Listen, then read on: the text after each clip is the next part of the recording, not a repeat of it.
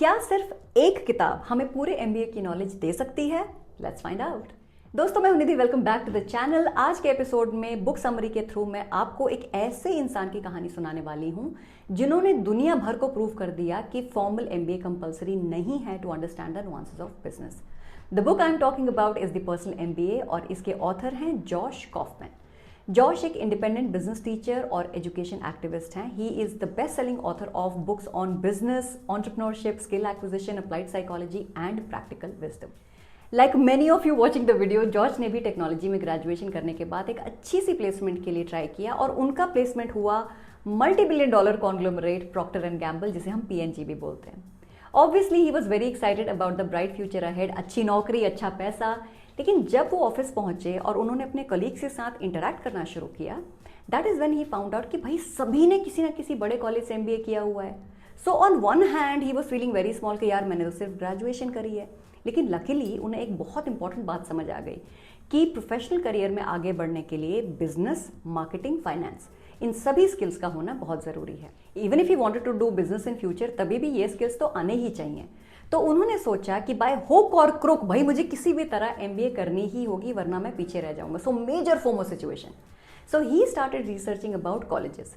पर जैसे जैसे कॉलेजेस के बारे में पता किया, सिचुएशन को प्रैक्टिकली एनालाइज किया, अपने बिजनेस हेड से डिस्कशन किया, he found out two things. ज़रूरी नहीं है कि जिस कॉलेज में हमें एडमिशन मिले वहाँ बहुत अच्छी एजुकेशन भी मिले। मतलब मेजॉरिटी ऑफ स्टूडेंट्स शायद सिर्फ नाम के लिए एमबीए कर रहे हैं। And secondly, this could also turn into opportunity cost in terms of time, effort, money, क्योंकि उनको नौकरी छोड़ के फिर एमबीए करने जाना पड़ेगा। तो उन्होंने एक ऑल्टरनेटिव सोचा, विच वॉज सेल्फ एजुकेशन। उन्होंने अपने पास की लाइब्रेरी में जाना शुरू किया और वहाँ बिजनेस कैटेगरी में जितनी भी बुक्स थी वो पढ़ने लगे। 1, 2, 5, 10 ऐसे करते करते ही read hundreds of books on business. Result, उनकी knowledge as compared to his colleagues जो कि बड़े बड़े कॉलेजेस से एमबीए करके आए थे, उनसे ज़्यादा हो गई। In fact he became more knowledgeable than some of his seniors. Business books पढ़ के उन्हें एक इंटरेस्टिंग चीज़ समझ आ गई कि हर किताब में कुछ पॉइंट्स हैं जो बार बार रिपीट हो रहे हैं। एंड ही फिगर्ड कि जो पॉइंट्स रिपीट हो रहे हैं बिजनेस के लिए सबसे ज़्यादा वही इंपॉर्टेंट पॉइंट्स हैं। अगर आप 80-20 का रूल भी लगाओ तो ये वो 20% नॉलेज थी जो 80% रिजल्ट देती है। तो जॉश ने उन रिपीटिंग पॉइंट्स को इकट्ठा किया, अपना पर्सपेक्टिव में लाया and then he wrote the personal MBA. ये बुक प्रैक्टिकली इसलिए इंपॉर्टेंट है, especially for those of you जो हमेशा से एमबीए करना चाहते हैं पर कर नहीं पाए, क्योंकि इस किताब में 5 मेजर फ्रेमवर्क्स हैं that are critical for any business: value creation, marketing, sales, value delivery and finance. अगर इन 5 में से एक भी चीज़ किसी बिजनेस में मिसिंग है तो वो बिजनेस असली में बिजनेस है ही नहीं। If you're not able to create value, then it is not a business, it is just a hobby. अगर मार्केटिंग नहीं है तो बिजनेस का फ्लॉप होना पक्का है। सेल्स नहीं है तो आपका बिजनेस नॉन प्रॉफिट बन के रह जाएगा। डिलीवरी नहीं है तो एक स्कैम है। और अगर प्रॉफिट नहीं है then what is the point? आज या कल वो बिजनेस बंद होना ही है। So the author has created a beautiful link between what we want to learn and how it is practically applied to our business life. तो चलिए इन फ्रेमवर्क्स को थोड़ा डिटेल में समझते हैं। सबसे पहले है वैल्यू क्रिएशन। जब आप कोई प्रोडक्ट बनाओ, कोई सर्विस बनाओ, और even if you are just selling it, the question you should ask is, क्या हमारा प्रोडक्ट या सर्विस सच में दूसरों के लिए वैल्यू क्रिएट कर रहा है या नहीं। देखो, business success is directly linked to value creation. आप जितना वैल्यू दोगे उतना ज़्यादा आपके कस्टमर्स आपको पैसा देंगे। फॉर एग्जाम्पल, मानो आपने एक छोटी सी राशन की दुकान खोल ली। उस राशन की दुकान से क्या आप कभी भी उतना पैसा कमा पाओगे जितना बिल गेट्स ने कमाया? क्यों?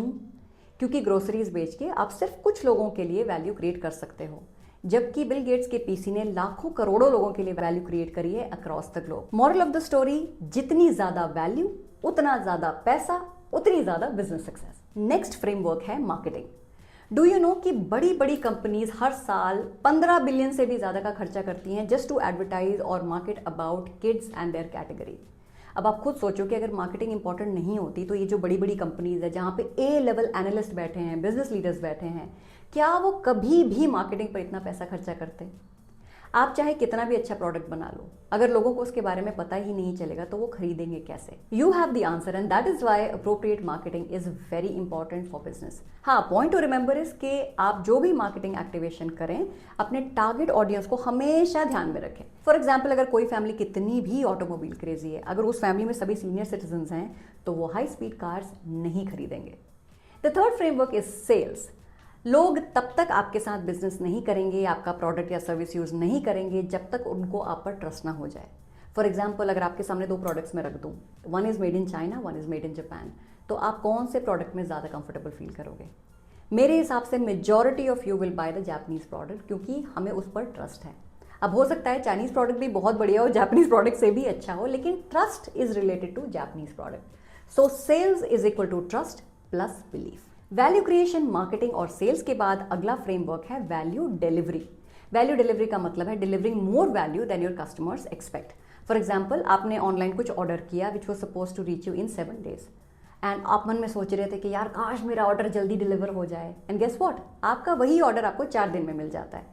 How happy would you be, right? अब ये है वैल्यू डिलीवरी, और इसी वैल्यू डिलीवरी की वजह से कस्टमर्स आपको रिपीट ऑर्डर्स तो देंगे ही देंगे, प्लस आपको रेकमेंड भी करेंगे। Finally the framework for money which is finance. क्या आप अपने खर्चों से ज़्यादा कमा रहे हो या नहीं? चाहे आप वैल्यू क्रिएट कर लो, मार्केटिंग कर लो, सेल्स कर लो, डिलीवरी भी परफेक्ट कर लो, लेकिन अगर प्रॉफिट ही नहीं आ रहा तो बिजनेस नहीं चल पाएगा। ऑथर कहते हैं कि प्रॉफिट मेंटेन करने के लिए अब आप 2 काम कर सकते हो, या तो जो पहले 4 फ्रेमवर्क्स हैं उसमें आप खर्चा कम करो, या फिर इतनी ज़्यादा वैल्यूएबल चीज़ बनाओ जिसके कस्टमर्स आपको खुशी खुशी ज़्यादा पैसे दे दें। सिंपल शब्दों में बिजनेस का मतलब है आप कोई वैल्यूएबल चीज़ क्रिएट कर रहे हो जिसकी कस्टमर्स को ज़रूरत है, उसके लिए वो आपको पैसे देने के लिए तैयार हैं। आप अपनी कस्टमर्स की एक्सपेक्टेशन को अगर एक्सीड नहीं भी कर रहे तब भी मैच कर रहे हो, और आपको प्रॉफिट भी हो रहा है जिसकी वजह से आपका बिजनेस कंटिन्यूसली चल रहा है। As simple as that. Business में कॉन्सेप्ट्स हज़ारों हो सकते हैं, लेकिन फ्रेमवर्क यही 5 हैं, और अगर आपने इन फ्रेमवर्क्स को समझ लिया तो आप कोई भी बिजनेस बना सकते हो और उसे बढ़ा भी सकते हो बिना किसी फैंसी डिग्री के। ये फ्रेमवर्क्स आपके सारे सवालों के जवाब तो नहीं देंगे, लेकिन हाँ, आपको सही सवाल पूछने के लिए तैयार जरूर कर देंगे। तो दोस्तों, आज के लिए बस इतना ही। याद रखिए कि बिजनेस उतना कॉम्प्लिकेटेड है नहीं जितना उसे हम बना देते हैं। अगर आप सही सवाल पूछना सीख गए तो जवाब भी मिल ही जाएंगे। Like I always say, this episode is just a trailer, असली पिक्चर किताब में है। It actually teaches what we learn in a business school. So please go get a copy for yourself, read it and come back to the video to share about your experience. अगर आपको ये book summary पसंद आई तो video को like कीजिए, channel को subscribe कीजिए, and don't forget to hit the bell icon ताकि मैं जब भी नेक्स्ट वीडियो अपलोड करूं आपको नोटिफिकेशन मिल जाए। तो मिलते हैं अगली बार एक नए एपिसोड के साथ। तब तक दिमाग को अपग्रेड कीजिए, अपने इमोशंस को मैनेज करना सीखिए, और सपने देखना बिल्कुल मत छोड़िए।